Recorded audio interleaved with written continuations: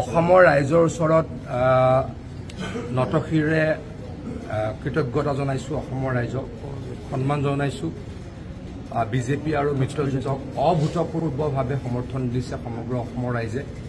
নৰেন্দ্ৰ মোদী ডাঙৰীয়া আৰু হিমন্ত বিশ্ব শৰ্মা ডাঙৰীয়াৰ চৰকাৰে কৰা কামৰ কাৰণেই হয়তো এই সন্মান, এই আশীৰ্বাদ ৰাইজে আমাক দিছে। আৰু বিৰোধীয়ে আচলতে সম্পূৰ্ণভাৱে ধূলিসাৎ হৈছে। বিৰোধীক ৰাইজে নস্বাত কৰিছে। আৰু এই আমাৰ কাৰণে ডাঙৰ শক্তি। অহা 10 মাহৰ ভিতৰত বিধানসভা নিৰ্বাচন অনুষ্ঠিত হ'ব।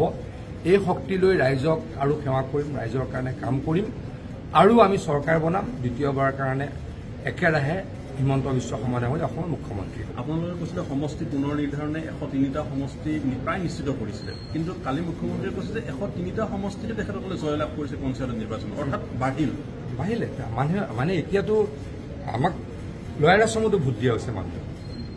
আমিতো কাম কৰিছোঁ, কামটোতো সকলোৰে কাৰণে কৰিছোঁ। আজি এনেকুৱা নেকি যে অকল উজনি অসমৰ কাম কৰিছোঁ, মধ্য অসমৰ কাম কৰিছোঁ, নামনি অসমৰ কাম কৰা নাই, বৰাক ভেলীৰ কাম কৰা নাই বা পাহাৰৰ ৰাইজৰ কাম কৰা নাই। কাম সকলোৰে কাৰণে কাম কৰিছোঁ যেতিয়া ৰাইজেতো আশীৰ্বাদ কৰিব ন। কিমান আৰু ভয় ভাবুকি দি কংগ্ৰেছে ৰাইজক আমাৰ পৰা আঁতৰাই ৰাখিব। কিছু ৰাইজক কিমান ব্লেকমেইল কৰিব কংগ্ৰেছে ৰাইজক বা অন্য দলবিলাকে। আমি যিহেতু কাম কৰিছোঁ ৰাইজে তাৰ প্ৰতিদান নিশ্চয়কৈ দিব, ৰাইজে আশীৰ্বাদ কৰিবই। তাৰে সুফল লাভ কৰিছোঁ। যোৰহাটত ভাল হৈছে, বহুত ভাল হৈছে। এটা জিলা পৰিষদত কংগ্ৰেছ দলে জয়লাভ কৰিব পৰা নাই। ইমান ডাঙৰ এগৰাকী নেতা থকাৰ পাছত